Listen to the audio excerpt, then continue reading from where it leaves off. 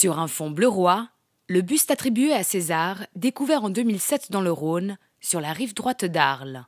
Une affiche royale, classique et à la fois design pour sceller la collaboration exceptionnelle entre le Musée d'art et d'histoire de Genève et le musée départemental Arles Antique. C'est un rêve en fait, parce que cette exposition, nous l'avions imaginée avec le directeur du musée d'Arles il y a au moins une dizaine d'années. Arles est à une extrémité du Rhône, Genève à l'autre. Il y a des similitudes entre les deux villes et nous souhaitions faire une exposition.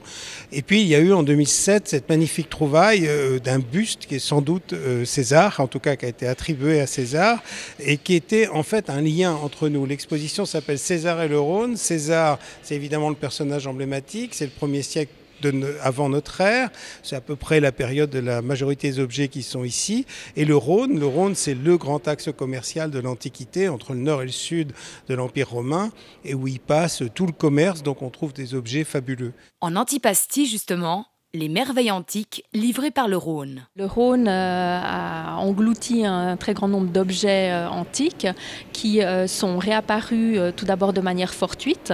Et puis avec le développement du scaphandre autonome, on a pu vraiment réaliser des fouilles scientifiques.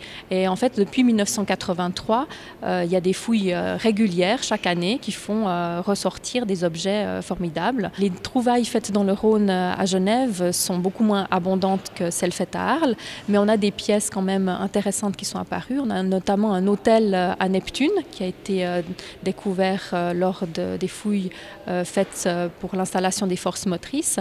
Et on a une belle statue en marbre importée qui représente peut-être la déesse Genava, donc la déesse tutélaire de Genève.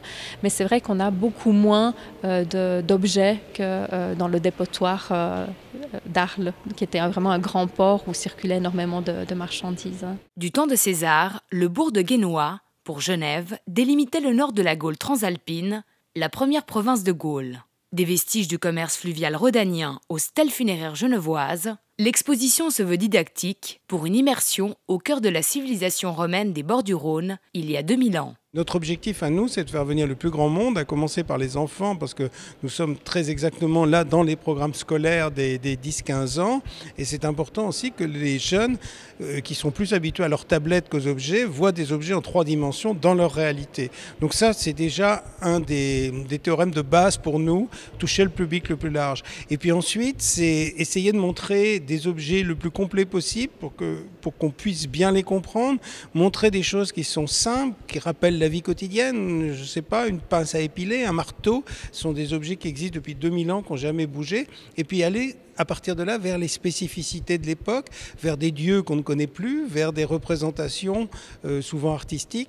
Donc essayer de construire un storytelling, comme on dirait aujourd'hui, autour de ces collections, pour que petit à petit on s'approprie cette connaissance de ce que pouvait être la vie sur les bords du Rhône il y a 2000 ans.